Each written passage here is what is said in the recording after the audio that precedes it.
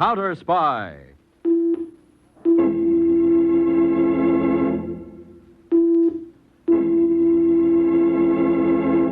Washington calling David Harding, Counterspy.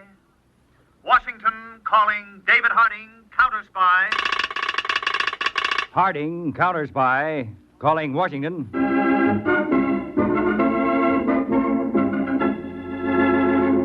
United States Counterspies, especially appointed to investigate and combat the enemies of our country, both at home and abroad. These Counterspy reports to the American people are brought to you each week at this time. Now, the case of the Invisible Insurrectionist.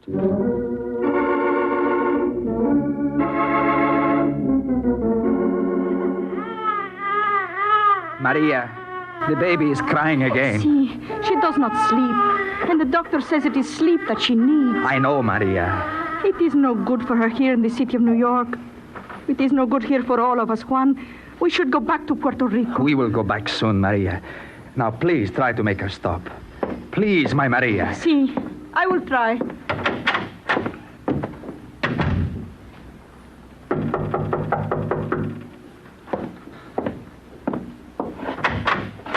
Salinas, my friend, come in. Menard, I came as soon as I could.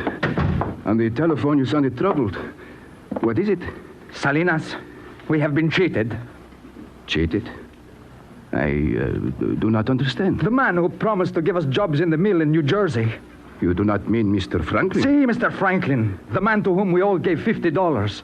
The man who promised us jobs for that money. The man with whom we signed that contract. Salinas, he is a cheat, this Mr. Franklin.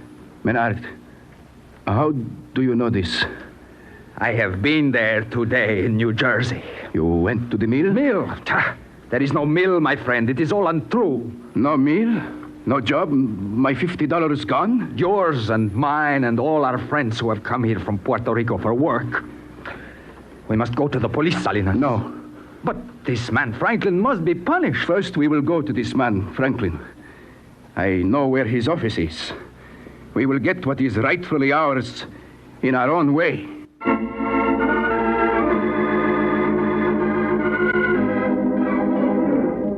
That's quite an interesting story Menard has just told us, huh, Louis? Sure is, Mr. Franklin. You have cheated us all. Me, Salinas, and the others who have come here from Puerto Rico.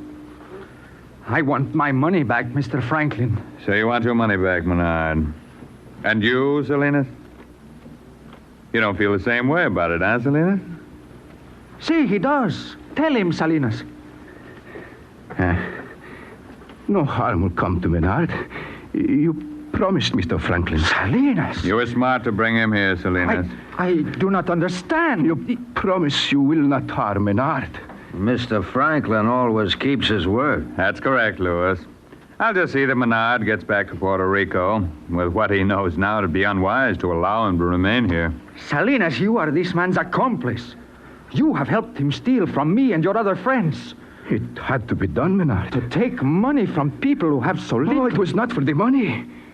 I am not a thief. It was for the good of our nation, Puerto Rico. Our nation, Puerto Rico? See, for its liberation. We must throw off the yoke of United States tyranny. Then you are with the nationalists. They have made you betray your friends. Oh, no, the cause. You do not understand, Menard. I understand. You have been deceived by the real enemies of freedom. It is they who would impose tyranny upon us. Salinas, listen before it is too late. Salinas understands that all sacrifices must be made for the good of the cause. Is that not correct, Salinas? Yes. That'll be all, Salinas. You may leave.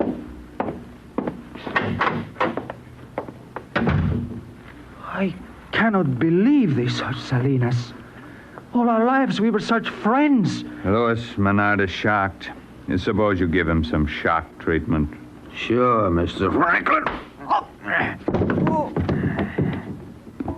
What now, Mr. Franklin? Take him down the back way and load him into the car. Okay. And Louis, Yeah, Mr. Franklin? bring your gun with you. You'll need it.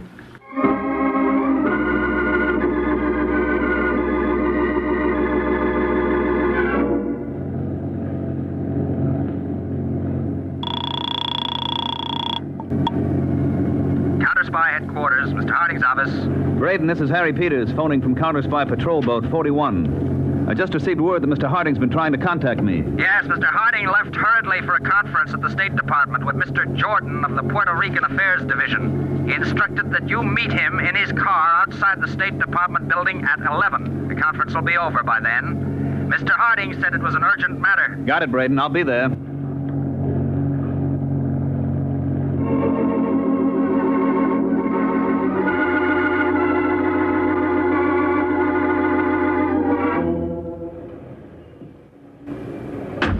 All right, Adams. First stop, my house. What's it this time, Chief? Here, Peters. Read this bulletin. Came in early this morning from our New York field office. How does this concern us? Well, Juan Menard, the man who was found shot to death, is one of an undetermined number of Puerto Ricans who were taken in by a job placement racket. Only the jobs didn't exist, is that it? That's it. After my talk with the Puerto Rican Affairs Division, I'm convinced that the racket is more political than financial. You mean in view of what's been happening in Puerto Rico? Yes, Peters. We've come across all types of sabotage, espionage, enemy propaganda. This is probably the most subtle plan ever conceived of creating anti-United States feeling among Puerto Ricans. Chief, you mean these people come here from Puerto Rico with the promise of work? They're defrauded, then they go back to Puerto Rico with stories of how they were taken over by some Yankee swindler. Yes, that's right. And Juan Menard's murder could be the strongest propaganda point of all. You can understand now, it's not just another murder case. It has overtones of insurrection attached to it. We've got a big job ahead of us. Anything specific to go on, Mr. Harding? Only a vague description of two men connected with the job placement racket. Okay, Chief, when do I pack? Now, you've got just enough time to stick a toothbrush in your pocket. We're flying to New York within half an hour.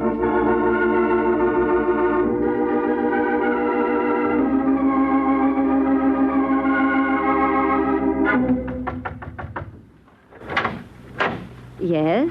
Can I do something for you? We're looking for Mrs. Juan Menard. I'm David Harding of the Counterspies. This is Agent Harry Peters. Oh, I'm Mrs. Gladys Milford. Won't you gentlemen come in? Thank you.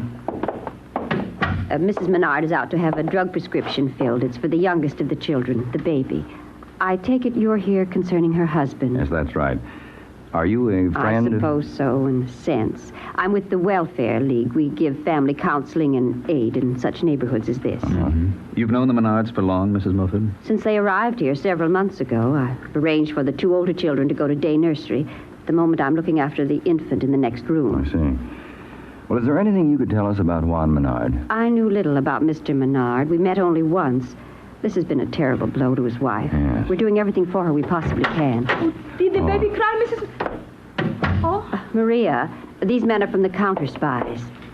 Counterspies? They want to ask you questions about your husband. About my Juan? My name is Harding. This is Mr. Peters. We won't stay long, Mrs. Menard. Just a few questions, and then we'll leave. Why did they kill my Juan? He was a good man. He did not hurt anybody. Well, Mrs. Menard, do you remember your husband ever mentioning the name of the man to whom he gave money for a job?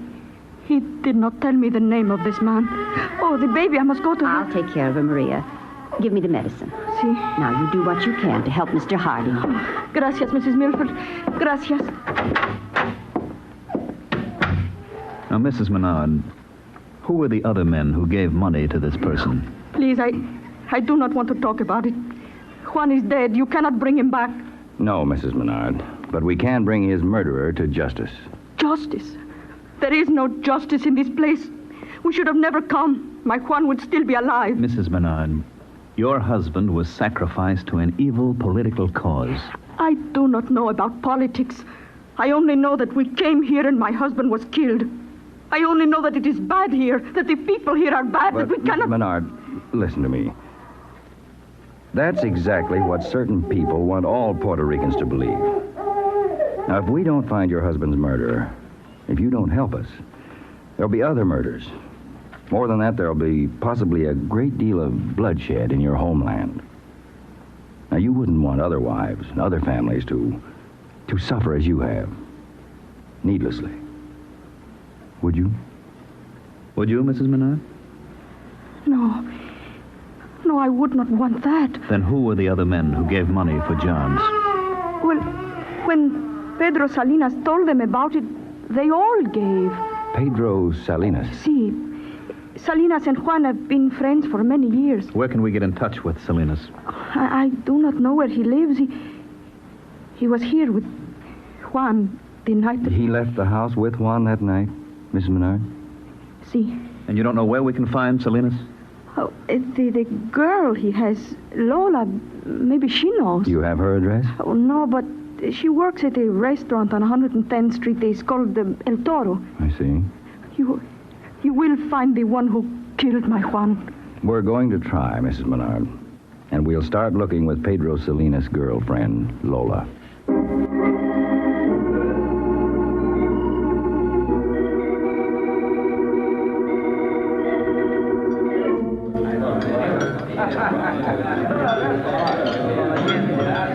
So you're counterspies. So what? So we'd like to ask you a few questions, Lola. Huh? About what? Your friend, Pedro Salinas. Where is he? I don't know where he is. Or where does he live? That is, when you do know where he is. He never told me. Never told you, Funny kind of a boyfriend? Yeah, funny kind. When did you see him last? Last week. Where? What's the difference? Now, don't make it rough, girlie. It's better answering questions here than in a jail cell. My place. Okay. Which is where? 106th Street, 785 East. One flight up, knocked twice. You didn't see him after that? Or hear from him? No phone calls, letters, postcards, anything? Sure you haven't heard from him since Juan Bernard was found in that alley, shot to death. Who's Juan Bernard? As if you didn't know. You two act like I'm a book of knowledge or something. Look, you got any more questions? I make my living here. The boss will get sore if he sees me wasting any more time. No more questions, Lola. Just a word of advice. Like what? Stay here in town where we can get in touch with you. I ain't going anyplace. All right, come on, Peter. Lola's a Lulu of a liar, Mr. Harding. You're telling me. Could have taken her in for questioning. We may do better this way. Which way? When we get out to the patrol car, radio the field office to have a stakeout put on Lola's apartment. I think that may offer us the shortest distance between us and Pedro Salinas.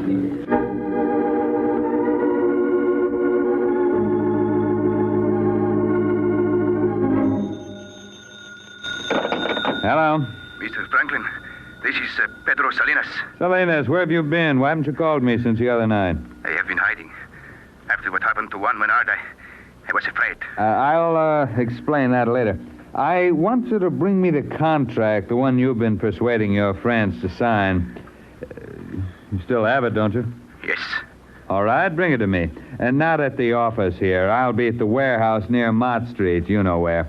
Get there as soon as you can. I'll be waiting for you.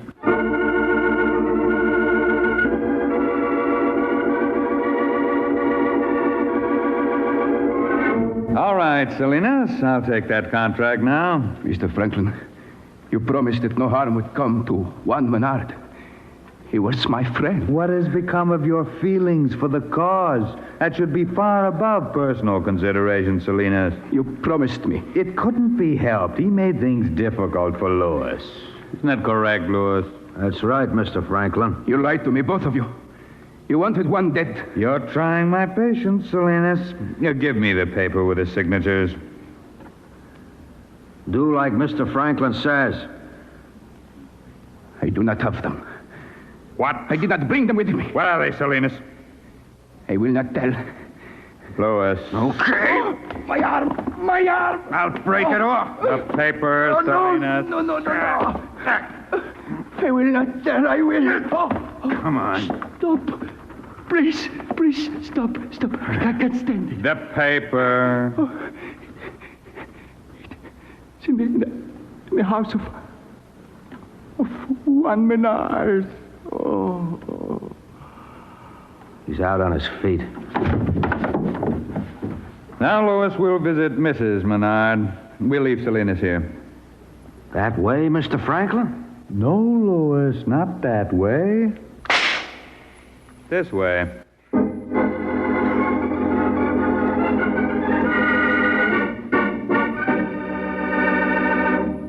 You are listening to the case of the Invisible Insurrectionist on Counterspy. Now, back to Counterspy.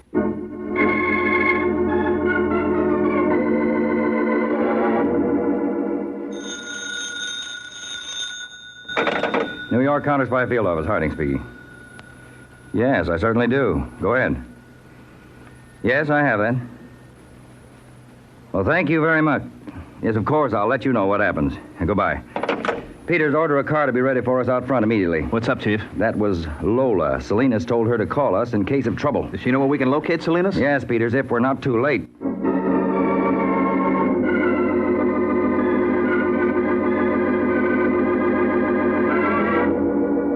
Maria, you must try to rest. Oh, you are very kind, Mrs. Milford. There are some people here in the city of New York who are so good, like you, and some who are so bad. Were you expecting anyone? No, I didn't. Now, you but- stay right where you are. I'll see who it is. Yes? Back inside, lady, and not a peep out of you. Who are you? Close the door, Louis. What is the Shut meaning? your mouth, lady, and no one gets hurt. Mrs. Milford, who are these men? What do they want? I don't know, Maria. It's all very simple, ladies. Juan Menard had in his possession a paper. I want that paper, Mrs. Menard. I do not understand. The work contract. Contract? I do not know what you mean. Oh, perhaps you don't. Louis, commence searching. Okay. This is unlawful. Isn't it? You can't expect to get away with a thing like this. But I intend to, madam. Really. Any luck, Louis? No, not yet. Be seated, ladies. Please. Thank you. I'll just wander around myself and help Louis. There's not much of a view from this window, is there? Or is there? Come on, Louis. Come on. What about the A paper? car just pulled up downstairs. 2 men got out and entered this building, and they certainly don't look like tenants. Maybe cops. We'll take no chance in finding out. Let's go. I warn you, ladies, stay right where you are. Come on. Let's get going. They're coming up to this floor. We're trapped. No, we can get up to the roof. Come on. Stop! Stop, you two! Stop or we fire! Coppers, Mr. Franklin. Now, this'll slow them up. My arm. Keep going, Louis. We're almost there. Keep going, Louis. We'll make it. We'll make it.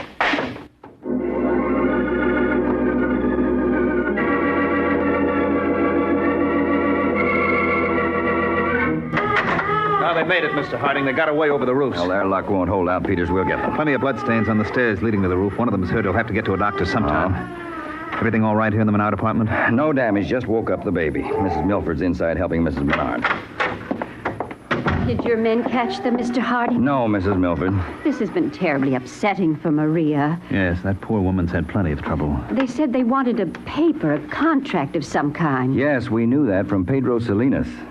You found Salinas? Just a few moments before he died in a warehouse. He was shot by a man named Franklin. There was also another man called Lewis.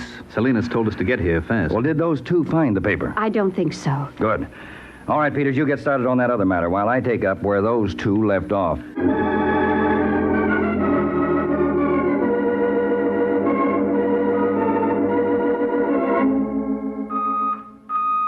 Peters in car C1 to Harding, New York Counterspy Field Office. Peters to Harding.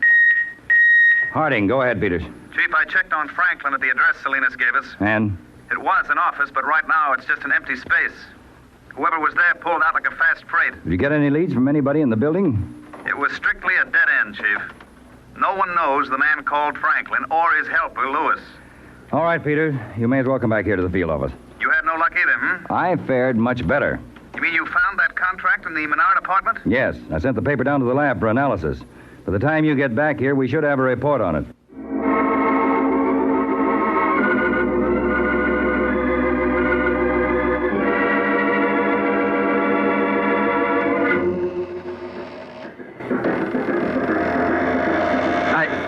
I gotta get out of here, Mr. Franklin. Easy, Louis. We'd be picked up in a minute if we left here. I gotta get to a doctor. My whole arm now is burning like it was on fire. You mustn't complain. We were lucky to find this empty barge to hide in. I can't stand it.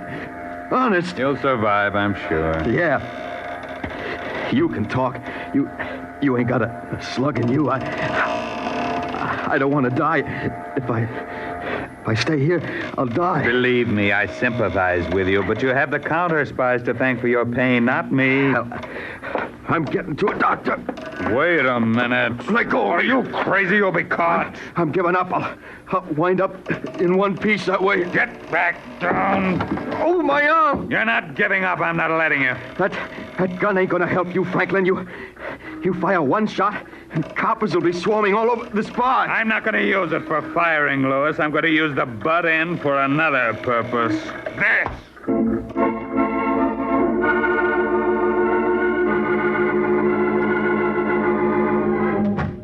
Here's the lab report on that paper, Mr. Harding. I was on the way in when Parker handed it to me. Did you look it over, Peters? Quickly. It's an expensive type bomb. And here's a list of retailers in the city who handle it. That's quite a long list. Mm-hmm. Should I assign squads to start investigation? Yes, right away. Okay, we'll do. And Peters...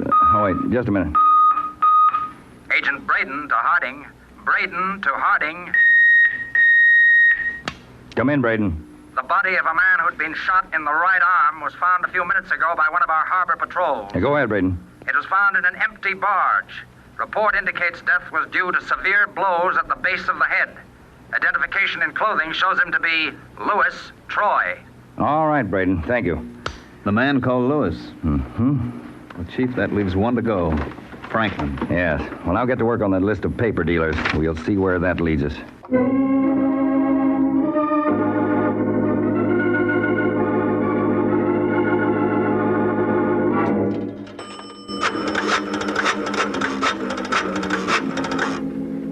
Hello. This is Franklin. I have to see you tonight. Please. I'll need money. I'd better leave the country. All right, then. The swamp over in New Jersey. All right. I'll be there at 10 tonight.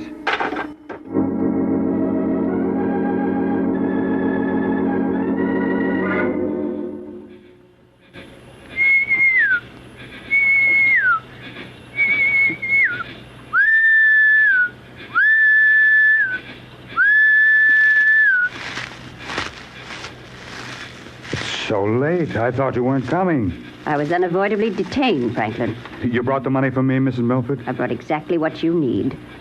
Franklin, you fumbled badly. You ordered me to get rid of Juan Menard. That was your idea. It wasn't my idea that his body should be found. That was Lewis' fault. It was your fault for choosing such an inefficient lieutenant.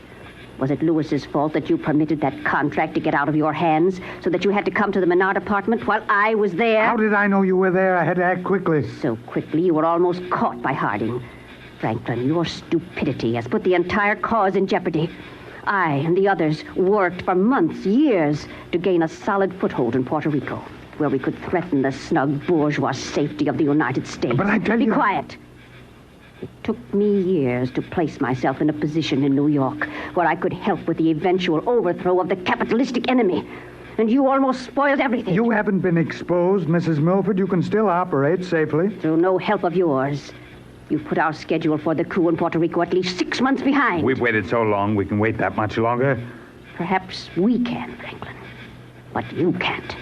Oh, what do you mean by that? You can no longer be trusted. Now, wait. I have been put in charge of this phase of our work. And it is my opinion that for the good of the cause, you should be liquidated. Don't move. As they say, Franklin, he who lives by the sword shall die by the sword. Or in this case, the gun. You wouldn't dare. As a matter of fact, Franklin, this is the only course I dare take now. Oh, wait, please. This meeting place you chose makes it very convenient for me. And for me, too, Mrs. Milford. Harding. Drop that gun. Stand where you are, Franklin. I'm not moving. How did you get here? Simple. We followed you, Mrs. Milford. Followed me. Through that contract paper. We thought the tracing of that type paper would lead us to Franklin, but it led us straight to your phony charity front. And on the way out in the car, my agents radioed me that they found some very interesting case histories in your files, with names and addresses of people here and in Puerto Rico involved in this plot. Had a nice setup, didn't you, Mrs. Milford? Passing yourself off as a welfare worker in the Puerto Rican district in New York. You were a welfare worker, all right. The welfare of the enemies of this country in Puerto Rico. Take them away, Peters.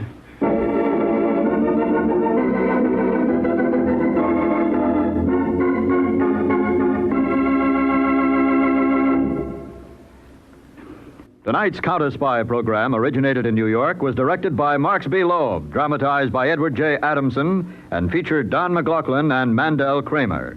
Lionel Rico speaking. Counterspy is a Phillips H. Lord production.